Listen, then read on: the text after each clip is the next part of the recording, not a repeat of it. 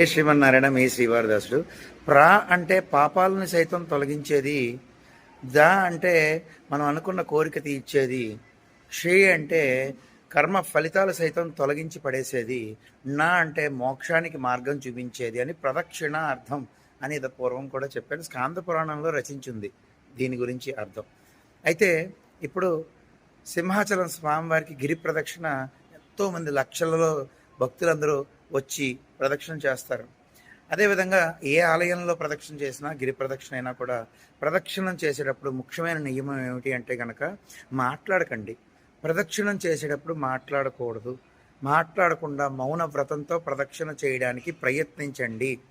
సత్ఫలితాలని మీకు నరసింహస్వామి వారు ప్రసాదించి తీరుతారు. ఆయన నమ్మి గిరి ప్రదక్షిణ చేసిన వారిని ఖచ్చితంగా ఆయన కాపాడతారు. మీకు సకల ఐశ్వర్యాలు దరిచేరతాయి. జై శ్రీమన్నారాయణ.